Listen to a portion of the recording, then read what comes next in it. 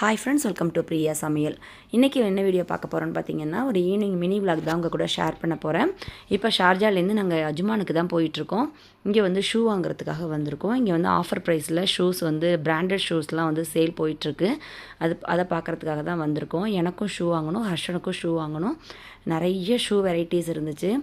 எனக்கு அந்தளவுக்கு ஷூ பற்றி தெரியாது. என்னோடய ஹஸ்பண்ட் தான் என்ன ஷூ வாங்கலாம், என்ன பிராண்டில் வாங்கலாம் அப்படின்னு ரொம்ப நேரம் தேடி எனக்கு வந்து ஷூ வாங்கி கொடுத்தாங்க. லேடிஸ் செப்பலுமே இருந்துச்சு. எனக்கு செப்பல் வந்து அந்தளவுக்கு கம்ஃபர்டபுளாக இல்லை. எனக்கு வந்து ஷூ வந்து ஓகே தான், ஷூ பிடிச்சிருந்துச்சு. நானும் ஃபிட்டிங்லாம் போட்டு பார்த்துட்டு பிடிச்ச மாதிரி ஒரு ஷூ வாங்கிக்கிட்டேன். ஹர்ஷனுக்கு வந்து அந்தளவுக்கு ஃபிட்டிங் பத்தலை. அவனுக்கு வந்து எல்லாருமே பெரிய சைஸ் ஷூ தான் அதிகமாக இருந்துச்சு. அதனால் ஹர்ஷனுக்கு வாங்கலை, வேறு இடத்துல வாங்கிக்கலாம் அப்படிங்கிற மாதிரி எனக்கு மட்டும் வாங்கிட்டு அப்படியே வந்து பில் போட்டுட்டு ஷாப்பை விட்டு கிளம்பிட்டோம்.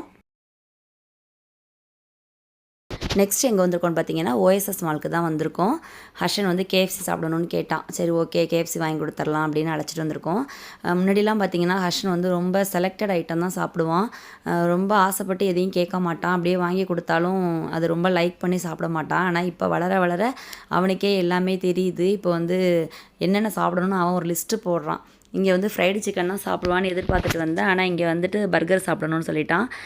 அவன் வந்து லைக் பண்ணி சாப்பிடும்போது எனக்கே ஆசையாக இருக்குது. முன்னாடிலாம் வந்து வாங்கி கொடுத்து சாப்பிட மாட்டான், வேஸ்ட்டாக போகுதேன்னு ரொம்ப ஃபீல் பண்ணுவேன். இப்போ பார்த்திங்கன்னா அவனே இஷ்டப்பட்டு ஃபுட்டு ஆர்டர் பண்ணிக்கிறான். பார்த்திங்கன்னா மெக்டொனால்ட்ஸில் ஃப்ரைடு சிக்கன் கேட்டான், அதையும் வாங்கி கொடுத்தாச்சு.